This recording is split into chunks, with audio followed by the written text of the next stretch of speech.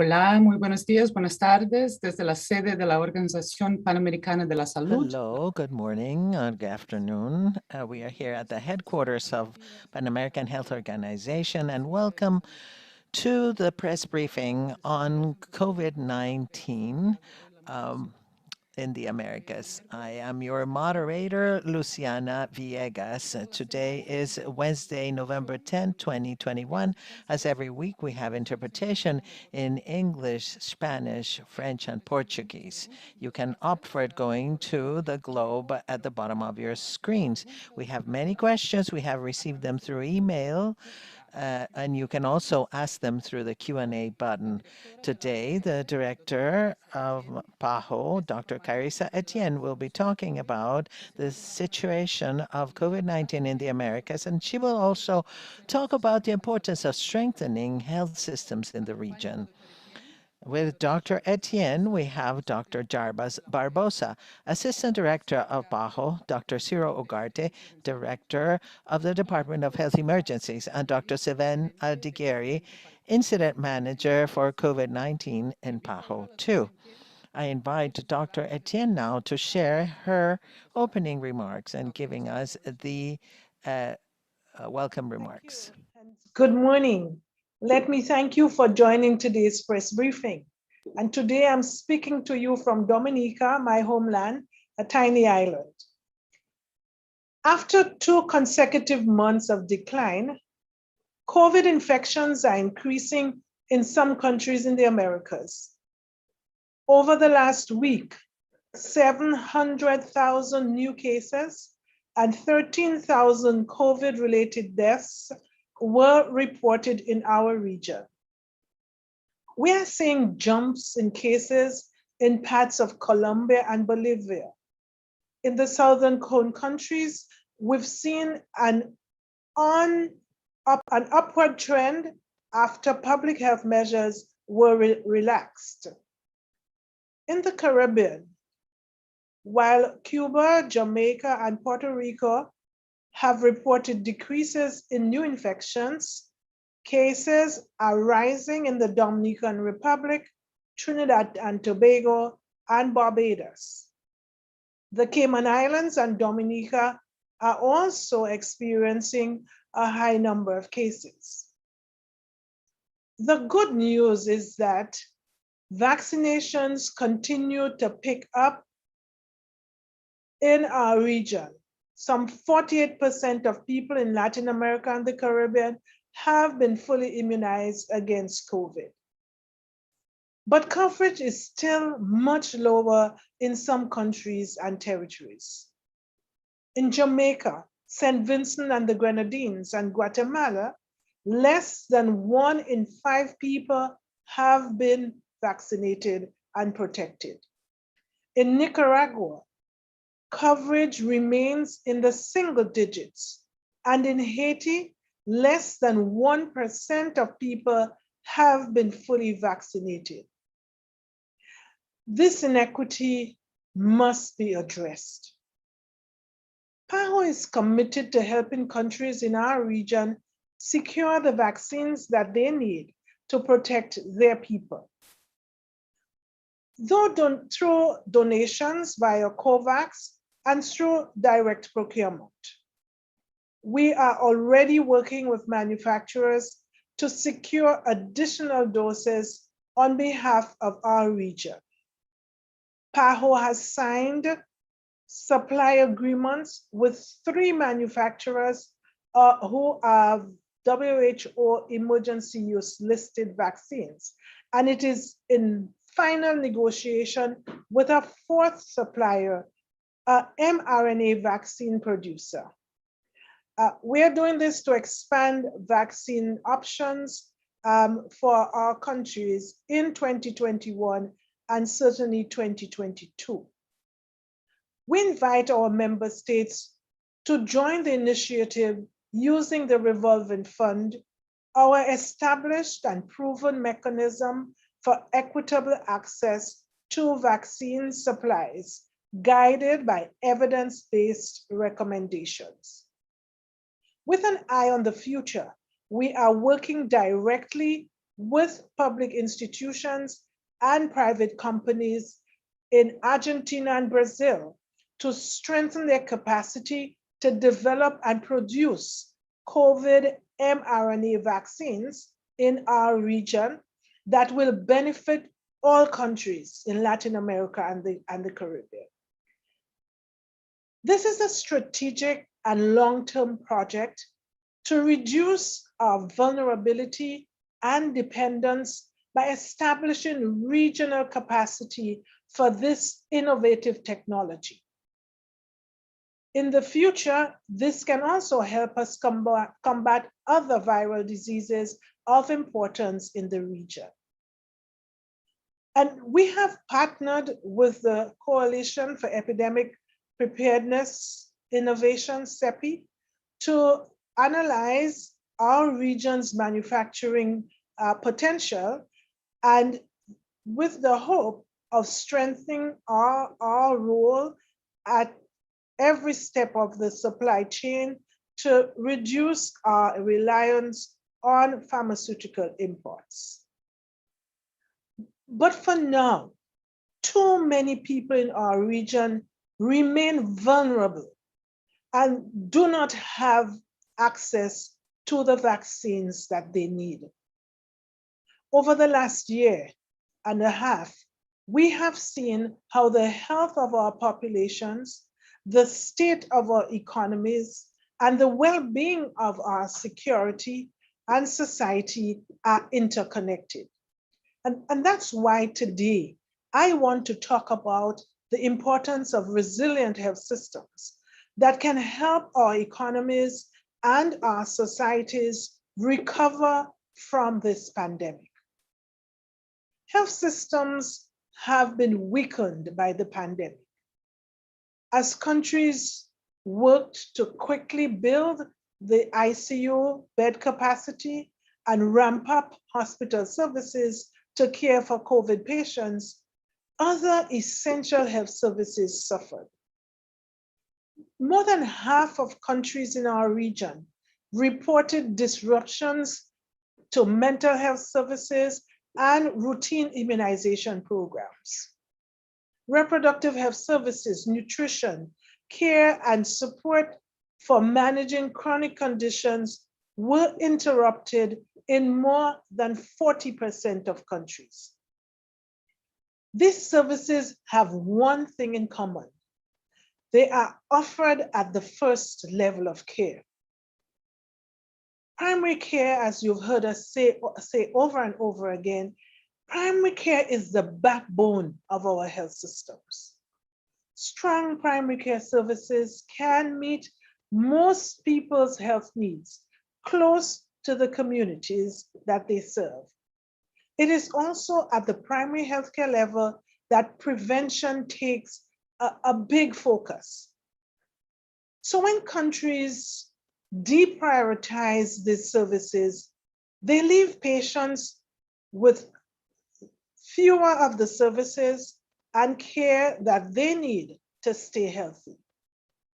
And that's why building more resilient health systems should start here at the first level of care. This is especially true during a pandemic, as it is at the primary care level that COVID testing, contact tracking, and tracing and immunizations take place. It is essential to bring more people into the system and to improve access for all, because even before the pandemic, nearly 30% of people in our region could not access health services because of who they are, where they live, or because the cost was simply too high. To address these inequities, countries must prioritize public investments in their health systems to leave no one behind. Chronic underinvestment has made the Americas vulnerable to COVID-19. Few countries invest as much public spending in their health systems as they should, leaving them prone to shortages in health personnel and essential supplies, as well as crumbling infrastructure and underfunded essential public health functions. But we've seen throughout this pandemic that countries can increase public spending on health. Public investments in health during the pandemic increased in many countries to improve health service capacities for COVID-19, to maintain essential health services, and to deploy COVID-19 vaccines. Many governments obtained support for new loans or reprogrammed existing loans from international financial institutions. Several countries are moving forward with special allocations and programs to reinforce health services at the primary care level. Chile, for example, had the highest increase in primary care spending in 15 years. Uruguay approved extending national health insurance to workers that lost their jobs. Peru posted a 13% increase in the health budget to prioritize primary care. Bolivia has pledged that 10% of public expenditure would go to health over 5 years. But this cannot be a short-term trend. All countries should increase public expenditures to the recommended 6% of GDP or higher in their health systems. And they should ensure that 30% of this funding goes to the first level of care. Increased public investments were key during the pandemic and will be so after it recedes. Financial institutions are making additional loans available, and donors are pledging their support, so there's never been a better time for countries to take advantage of these resources to maximize their public investments in health. But it's not just about spending more. It's about spending smart. That is why governance is key. Our health systems should be properly managed and guided by evidence to ensure that they are effective and can keep us safe. We also need greater dialogue between health, finance institutions, industry, industrial partners, and as well as civil society. So decisions affecting our health systems reflect the expertise of our health authorities and that health policies are transparent, harmonized, and efficient. Insufficient public investments in health threaten our ability to recover from this pandemic and could have ripple effects for years to come. As economies remain strained, countries face choices about how to spend limited funds. And these are tough choices. But we cannot forget that health is an investment, not an expense.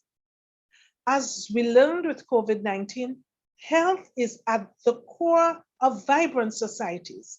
It keeps people working, it keeps kids in school and companies productive and economies growing. Without it, we are more vulnerable to economic and political instability. Now more than ever, we must rebuild with the vision of health for all as our guide. Over.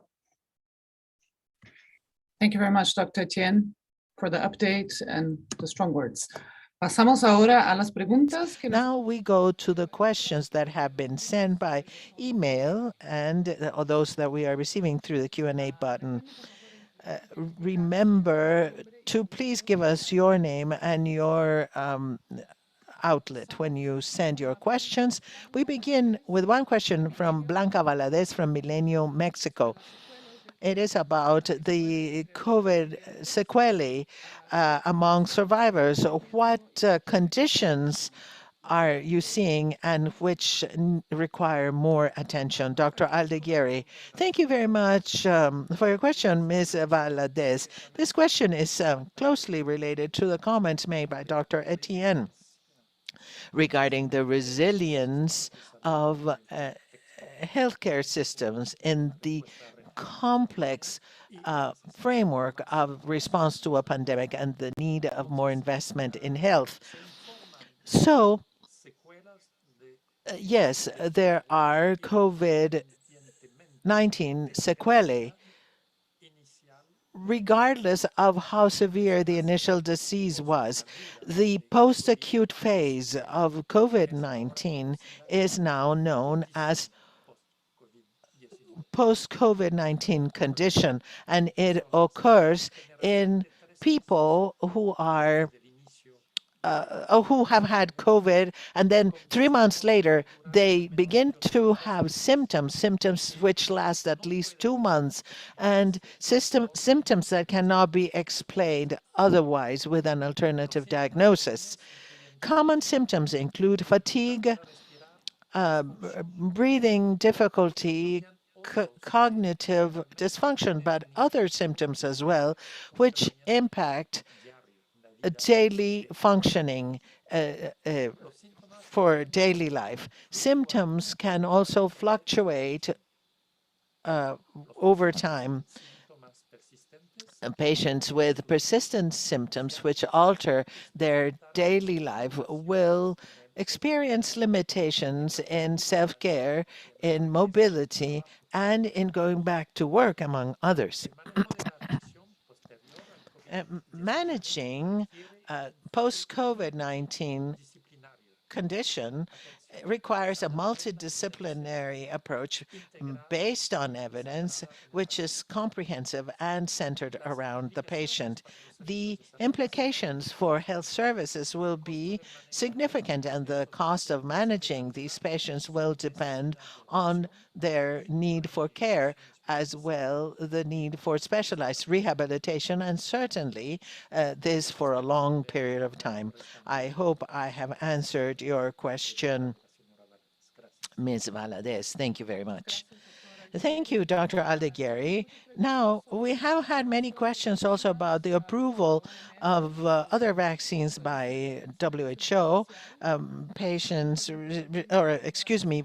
receiving the EUL. So we have a question from Ms. Valadez from Milenio from Mexico about Cancino, about Sputnik, and also Vanessa Davis from Contrapunto Venezuela asks about the Abdala vaccines, and also from Web de la Salud in Panama. We also have questions about Cuban vaccine. So maybe, Dr. Barbosa, you could give us an update in where these vaccines are in their process to receive the EUL.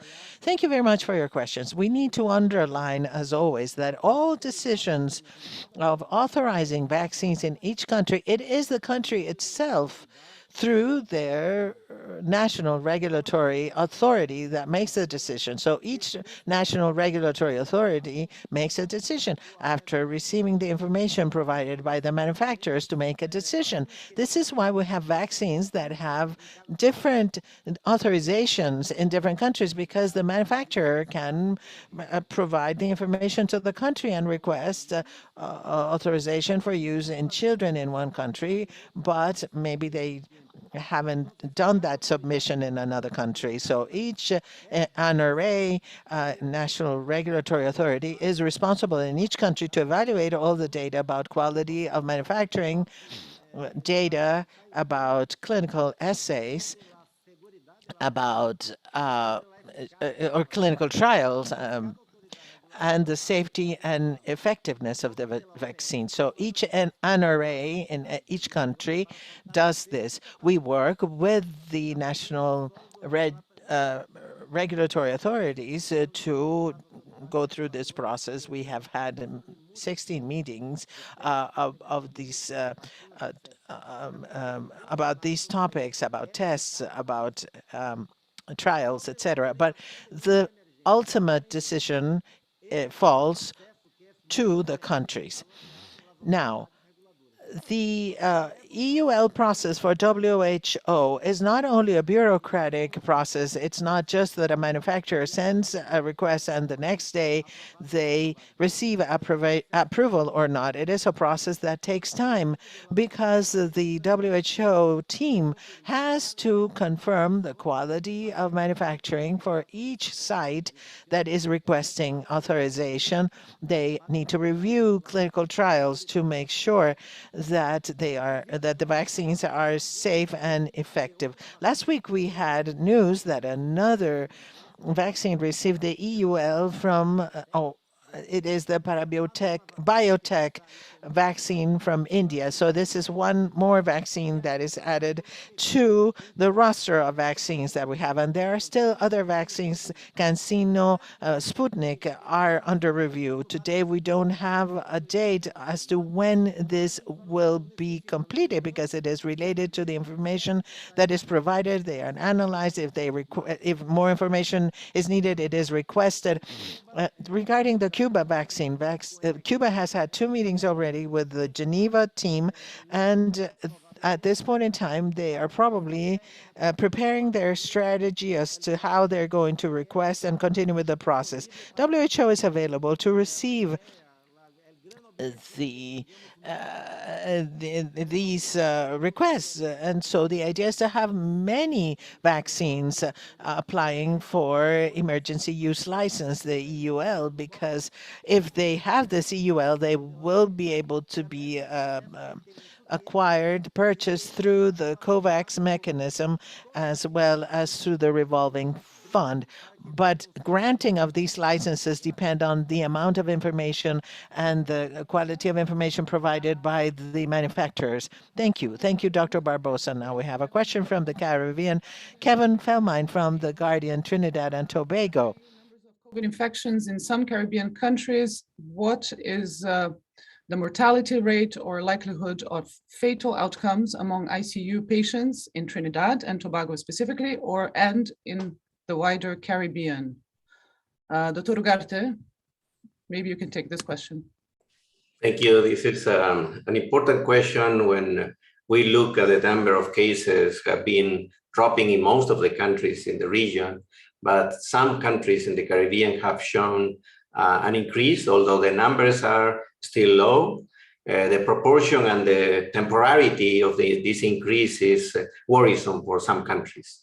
Most of the countries, though, in the Caribbean show a case fatality rate below 2%. But Antigua, Barbuda, the Bahamas, Grenada, and Trinidad and Tobago have more than 2%, but below 3%.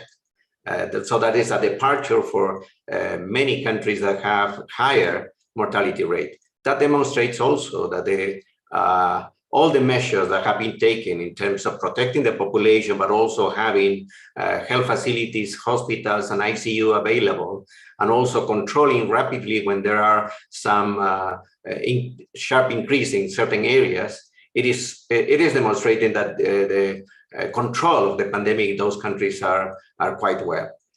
Although when the economy is reopening and there is more possibility of transmission among population, local population, but also international travelers, it is important to keep track of the availability of ICU beds, because as most of those countries have limited capacity of ICU beds.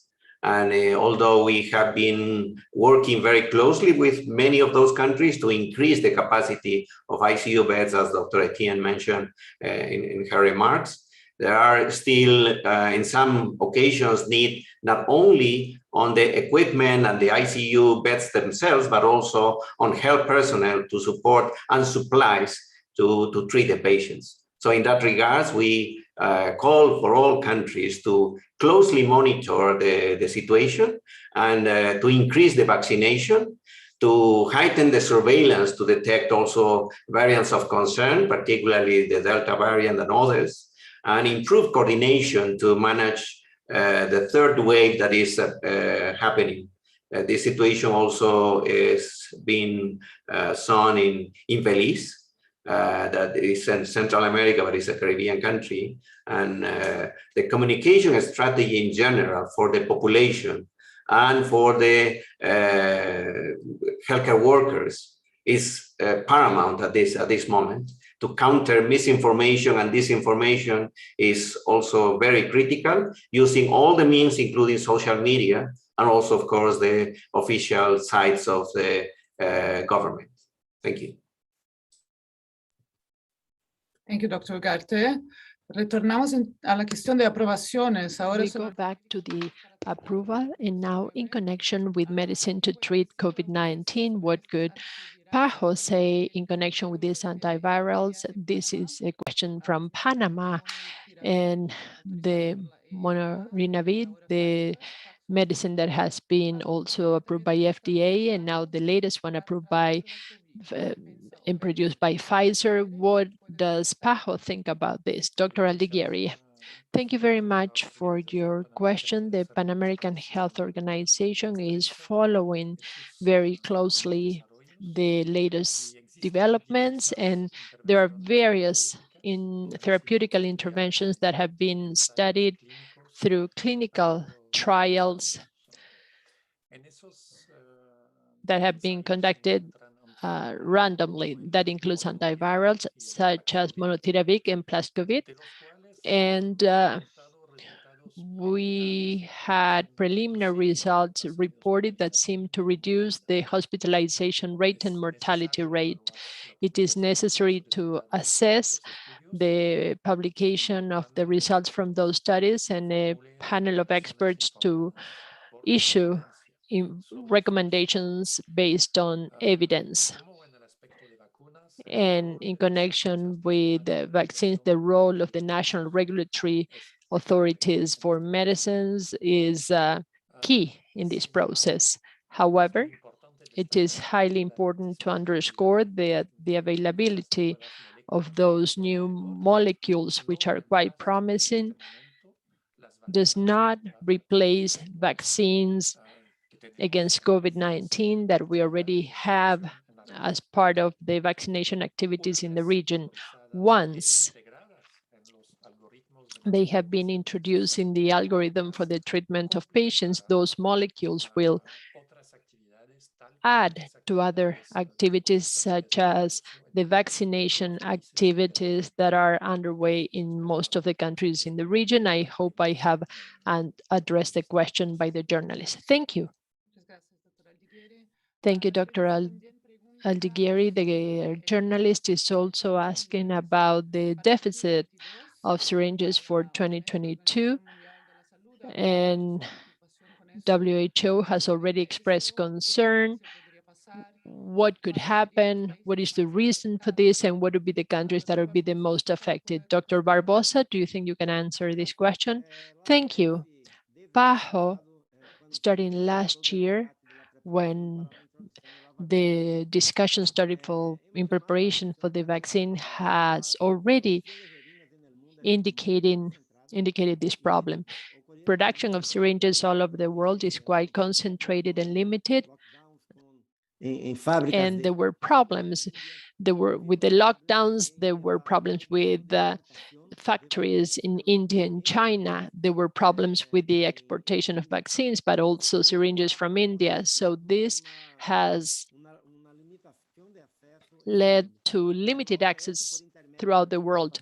PAHO, through the revolving fund, our revolving fund for vaccines that also offers the possibility to have regional purchases of syringes and other supplies, has already established agreements with various producers of syringes for the various vaccines that we are offering for the revolving fund and also through the COVAX facility. And there we have an important number of vaccines, more than 400 million of syringes, more than 400 million syringes that are already committed by the revolving fund, also addressing the request of several countries in our region. It is important to have this planning in as we move ahead, because there is an increase in the need of syringes and also problems with production. Thank you. Thank you, Dr. Barbosa. We continue with the vaccines. Many countries have started to vaccinate children against COVID in the past weeks. The questions, is this a priority? And how is the situation regarding routine immunization in children in the region, in the Americas? For example, against measles or polio, other diseases. Perhaps Dr. Etienne, a question for you. So thank you.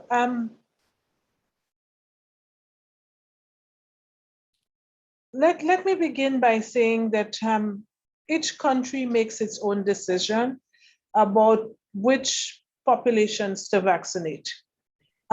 But so far, our strategic advisory group of experts has not recommended vaccination against COVID-19 for children. To best combat COVID-19, we urge countries to prioritize the elderly, frontline workers, and people with pre-existing conditions. And that was the objective of protecting them and also preventing the collapse of the health systems and they're becoming overburdened. So based on the most robust evidence available, we know that when vaccine availability is low, it is best to protect the most vulnerable first. Once those at greatest risk are protected, the next step is to immunize a high percentage of the adult population. Only afterwards should countries consider vaccinating younger groups. The expanded program of immunization, which is EPI in the Americas, has reported additional setbacks in routine vaccination and the surveillance performance. We have reached a decline of some 10% in what we refer to as DPT3. That is the third dose of diphtheria, whooping cough, and tetanus. This has happened over the last 10 years. But during the early days of COVID-19, we had also seen significant decreases in coverage of routine vaccination. So let me make this point and let me be emphatic about it. Unless we improve our routine immunization programs, the region is at high risk of new and re-emerging outbreaks of vaccine preventable diseases. Our technical advisory group on vaccine preventable diseases reported that the region is facing an impending crisis around routine vaccination, and ongoing attention must be given as a priority to sustaining and strengthening the immunization and other essential health programs. Declining immunization coverage rates accompanied by loosening or cessation of public health and social measures will predictably result in increases in many vaccine preventable diseases such as measles, influenza, whooping cough, tetanus, etc. Let us remember that our region is the region that has so far for many years posted the highest coverage in immunization rates. And through this, we have been able to stop the transmission of many of those vaccine preventable diseases. It is true that the ongoing COVID-19 pandemic has put an additional strain on the national expanded program on immunization, but also on healthcare systems. While at the same time deflecting considerable resources to the emergency response operation. But this is an opportunity to reinvigorate our routine immunization services. And that is what we are working on now. It is essential. It is essential that healthcare authorities, that parents, that citizens take very seriously the access and ensuring that we have coverage, high coverage for our immunization services. Else, we are at a risk of losing the gains that we have made. Over, thanks. Thank you, Dr. Etienne. Quedamos con los niños y las vacunas para los niños menores de 11 años. We continue with children and vaccines for children younger than 11. We have some follow-up questions, for example, from Uruguay, Búsqueda, Federico Schiarino. What does PAHO think about vaccinating children younger than 11 with vaccines that are mRNA, that is to say, the one that we currently have? And also another question from Venezuela, whether we have any information on side events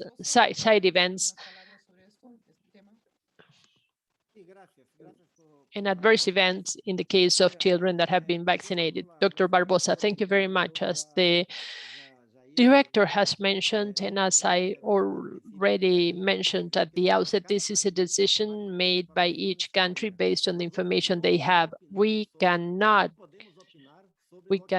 opine on what we do not know, because the producers provide their information, their dossiers, the results of the clinical trials to regulators for the regulatory authorities to be able to review them and approve them. So this is the way that it happens. So each country needs to adopt and review their own decisions. From the point of view of the authorization for emergency use granted by WHO, what we have right now is Pfizer that has been approved for teenagers between 12 and 15 years of age.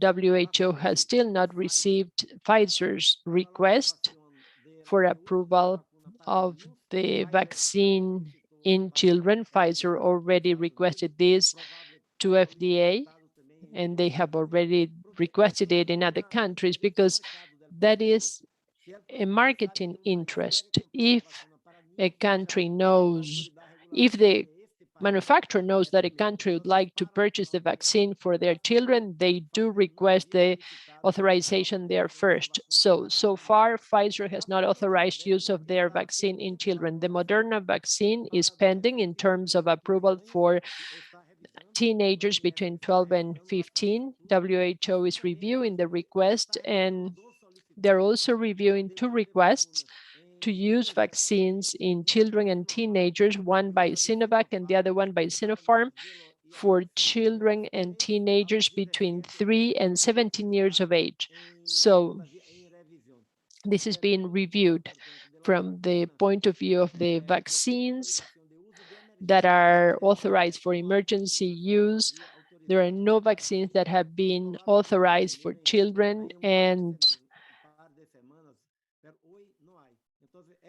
but today we don't have it. So this is a decision by the country, to be made by the country based on the decision that each regulatory authority received, assessed, and decided to issue an authorization. As to the side effects, there is a monitoring system that has to view all of the vaccines at all ages, and the countries report to PAHO.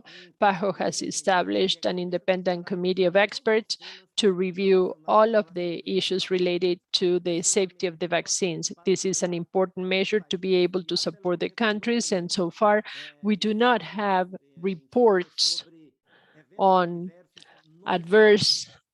unexpected adverse events as a result of the COVID-19 vaccines in our region. Thank you. Thank you, Dr. Barbosa. A final question on children. And this is the return to in-person classes. For example, this is a question from Venezuela, Vanessa David. And there have been COVID cases due to the return to in-person classes in Venezuela. Should this decision be changed? And what are the measures that PAHO would recommend? Dr. Ugarte, could you please refer to this? Very well. When classes in person resume, it is expected to see some cases if there is active transmission in the community where the schools, universities, and colleges are.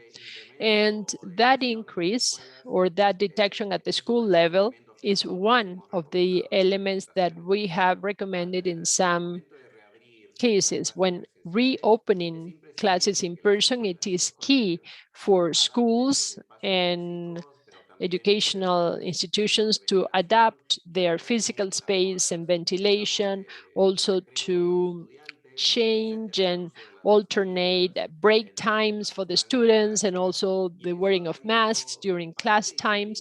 And most countries have been disciplined about it.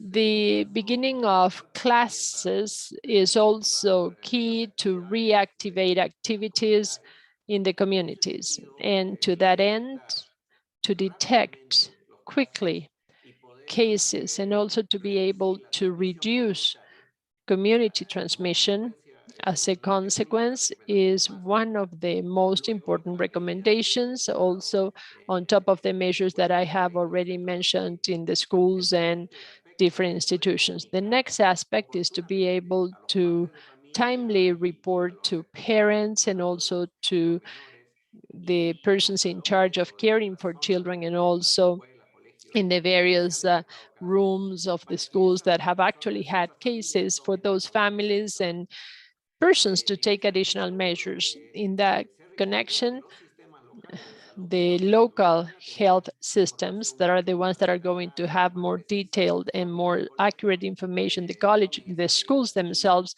implement those measures, and we have information that this is being done this way.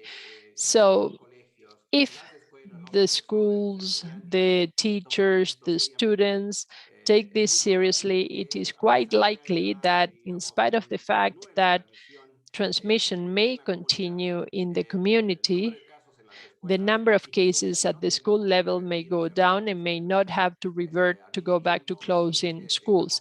At the same time, if we do clearly detect cases, the room, the classroom where the cases were detected would call for the quarantine of those students and also follow up of the symptoms to be able to go back to the classroom timely.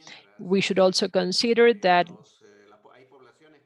while there are some populations that have not been selected for vaccination, young children could take the infection back home.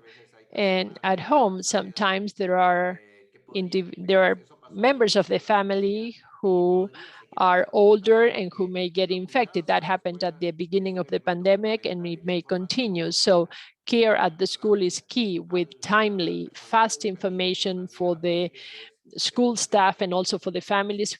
And all of this is key. Thank you. Thank you, Dr. Ugarte. We move on to a question by Tobias Kofel from Die Welt in Germany. Speaking of the reduction in cases, can you explain if there's a relation between the high level of vaccination and the low numbers of new infections and deaths in Brazil, especially in São Paulo? Dr. Barbosa? Thank you for this question. Indeed, São Paulo is the state with the highest immunization coverage at this moment in Brazil. São Paulo has achieved already 70% of their population fully immunized against COVID-19. Of course, that this is a very important achievement, and when we see the increase in immunization coverage and the public health measures, as wearing masks and practicing social distances, we can see a reduction in the number of cases. This is happening in many countries now in South America. However, this is not the end of the pandemic yet. We need to be vigilant because we have seen in some countries in Europe, here in the US, and in other parts of the world, when we start thinking that the pandemic is gone and relaxing all the public health measures, and we can again see new increase in the number of cases. So it's important, and the reduction in the number of hospitalization, severe cases, and deaths is very significant, and it's important to keep these important achievements going on with the vaccination, trying to get more people yet. I can see that São Paulo has around 90% of the population with the first dose, so it's important to complete the vaccination in order to maintain this reduction. Thank you. Thank you. Gracias, Dr. Barbosa. Pasamos una pregunta. Thank you, Dr. Barbosa. We move on to a follow-up question by Leila Mendieta from El Deber, Bolivia. The question is, were there significant differences between Latin America and Europe regarding the strategies to contain the pandemic? And now this is because of the rise in cases at this point in Europe. Dr. Aldigueri, thank you very much for this question. I am going to focus on making a comment about Latin American countries. First, it is important to recall that in the Americas, we have been fighting this COVID-19 pandemic for 22 months, and that the implementation of a regional strategy has been different before and after the authorization of vaccines. This last cutoff point in connection with the introduction of vaccination as a key element took place in Europe and in Latin America, in both regions, as of early 2021 rather. The framework used for most of the countries in both regions, Latin America and Europe, to respond to the pandemic is based on 10 pillars which include, among others, public health measures, such as travel restrictions, international travel restrictions, surveillance and tracking, tracing of contacts, enhancement of hospital services and vaccination campaigns. Clearly, we have a universe of 10 pillars, but I have only focused on 4 central pillars. So the differences have to do more, and once again, we're comparing Europe to Latin America. The differences have to do more with the ability of the countries to implement strictly public health measures in a context of poverty and social inequality in the case of Latin America. And also, this is based on inequality in access to the vaccines for Latin America as compared to other regions. And also, the investment that the countries were able to make in a very challenging economic situation in the case of Latin America. So right now, I think that as reported in several press briefings by PAHO, our recommendation to national authorities is to secure a coordinated implementation of public health measures to curb the amplification of the virus during risky moments in social life, and I'm thinking about mass events, and also to guarantee protection of the groups that have the highest incidence or the highest risk of dying due to COVID-19, and should be done through vaccination campaigns. I hope I was able to offer context and address the question by the journalist from Bolivia. Thank you. Thank you very much, Dr. Aldigueri. We have some questions here in connection with the holidays and festivities, whether PAHO is seeing the possibility of a 4th wave because of the festivities, and also in December. Then we're talking about Uruguay. We have Thanksgiving soon enough here in the US. This is a general question, and in English. Of getting COVID if people travel for family holidays, if some family members are vaccinated and others are not, what would be PAHO's recommendation? Dr. Ugarte, perhaps you can take a sort of general answer on this one. I can, yes, thank you. Thank you, Luciana. Y voy a contestar en español porque... I will answer in Spanish because there are several questions in Spanish. Families enjoy from commemorating these holidays because it is a time for reflection, for gathering. And during the COVID-19 pandemic, the opportunities to gather were few. So today, well into the pandemic, when we have a population, or we have populations that have been vaccinated at a high rate in several countries, and when there is a possibility to organize those celebrations in open, safer spaces with physical distancing and wearing masks, the population has the desire to gather. And it is possible. It is possible to have that type of meetings, and it is possible to celebrate with the family by adopting some measures that we have seen can protect us from the pandemic. The first one, and the main one that is proving to be highly effective, is vaccination. If you're planning to participate of a family gathering, make sure that you have complete vaccination. If you have received just one dose and have not received the second one, make sure that you get the second dose. And also, if there are individuals from your family that will be traveling, everyone should be vaccinated. That is one of the most important protection factors, not only for you, but also for the members of the family, in particular, if there is someone who has not been vaccinated and who may be impacted by COVID-19. The other element is wearing masks in public settings. When one travels, clearly one uses public transportation, and we go shopping, we go for a stroll, we go to a restaurant, and it is important to wear a mask most of the time, because that is the other factor that is the most important to protect the population from transmission. And on the other hand, if we are able to have individuals who gather together in larger areas that are better ventilated, for example, for Thanksgiving in the US, we are going to have cold weather in most places. It is key, essential to monitor the symptoms that individuals have before, during, and after the trip. Before, because if you have any symptoms, I do suggest you not to travel, not to participate of that gathering.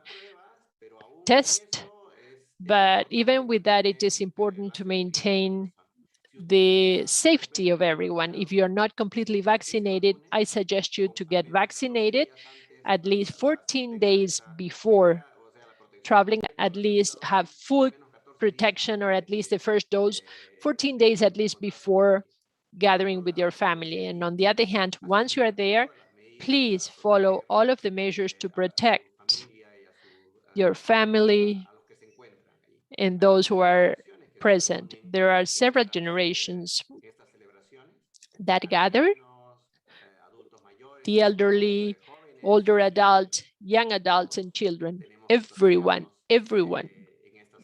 has to protect themselves during these celebrations. So easing of these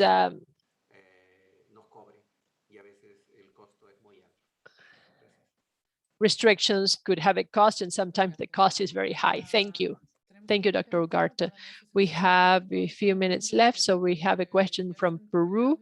Yelson Collabe from El Comercio is saying that Peru is close to reaching 60% of the target population vaccinated. Is it possible to reach herd vaccination, and should it be the goal of the countries or for PAHO? And the second question, WHO yesterday talked about second generation vaccines. What should be the characteristics of the new vaccines, and how are they going to impact access to vaccines in Latin America? Dr. Barbosa, could you please sum up in some comments and answer both questions? Thank you. Thank you, Luciana. Thank you very much for the questions. So the concept of herd immunity, or collective immunity, as we like to call it, was developed for some vaccines and also for well-known diseases, for example, measles. The vaccine we currently have for measles, whenever we vaccine at least 95% of children younger than 5 years of age, that collective immunity is enough, and the 5% that is not vaccinated is still protected by the 95% that has already been vaccinated. This is well known. In the case of measles, for COVID-19, we have different vaccines. That is to say, their efficiency and their efficacy is different. We also have different variants. That is to say, it is a completely different scenario. We cannot apply that concept of collective immunization, herd immunity, to any percentage of vaccination already attained. We do not have the scientific evidence to state that the 70% that was mentioned at the outset of the whole population, or 80% that some say in some models, is enough. We do need to wait longer. What we do know with certainty is that we need to continue vaccinating. The effort made by Peru is highly important, but we need to continue vaccinating to cover all of the groups that can be vaccinated. As to the new generation vaccines, that is to say, the vaccines that are trying to develop the capacity to produce antibodies for all sorts of COVID-19 variants. So they are trying to find stable portions of the virus that could be protected by these vaccines. And we also heard about new vaccines, for example, vaccines that can be administered through a nasal spray. So there is more than 150 projects for the development of vaccines all over the world, and we're expecting to have those vaccines. But as to the development of better vaccines, a higher number of vaccines, the vaccines we currently have can save lives and control transmission. So we are going to continue with vaccination to expand the most and try to control COVID-19 transmission. Thank you. Thank you, Dr. Barbosa. We're almost at the end of our session. We have a question for the end. Tom Phillips, the Latin American correspondent of The Guardian. Tom would be interested in hearing overall how Dr. Etienne feels about the current moment in Latin America and the Caribbean and the outlook for the coming months. Dr. Etienne.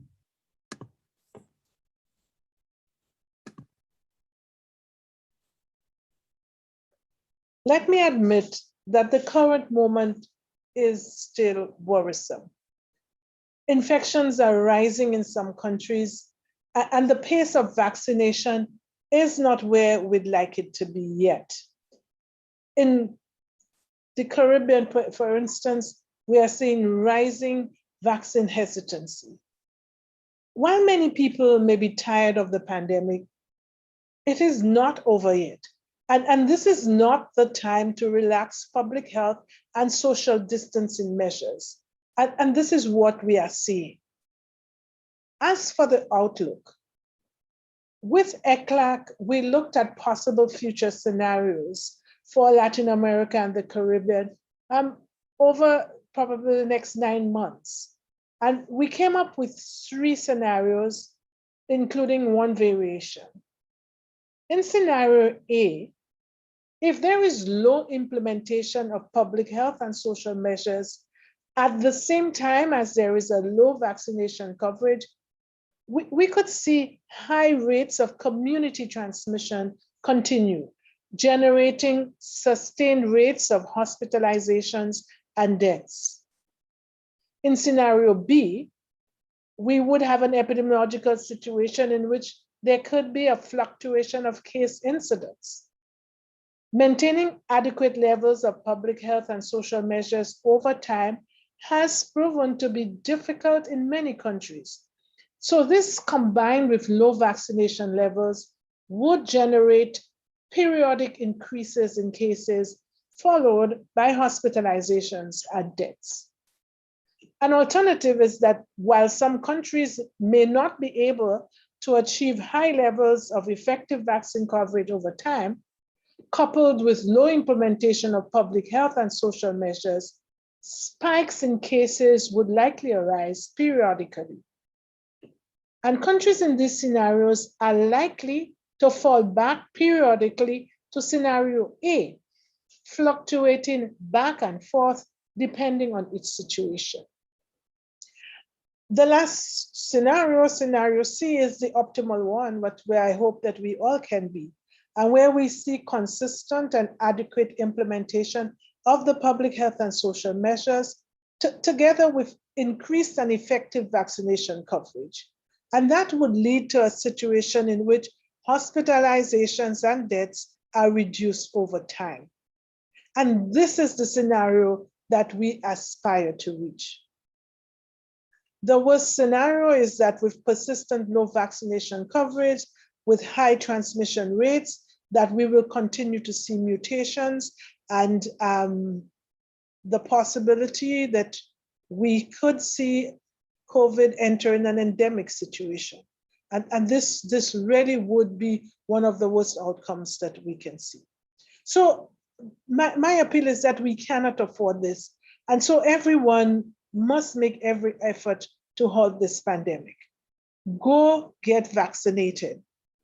Please ensure that you comply with the public health and social measures, wearing your mask, keeping a social distance, washing and sanitizing your hands frequently, and maintaining good public health measures. So this is my appeal to everyone who's listening. This is my appeal to the entire Americas, that we take this responsibility and so thus avoid the number of deaths and hospitalizations that are possible if we don't. Let me end here on really what is a very almost sad note, because I believe that we should have been much further than we are now, based if we had sufficient access to vaccines, but also if people were complying.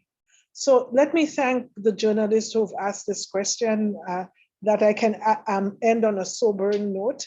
And also let me thank all of you who have joined us for this media briefing, and we hope to see you next week. Thank you so much from Dominica. Thank you very much, Dr. Etienne. Very important and good words to finish the session for today. Thank you very much. Llegamos ahora entonces al final de la sesión. Recordamos que puede encontrar más This is información. the end of our session. You can find more information about COVID-19 in our website, www.paho.org,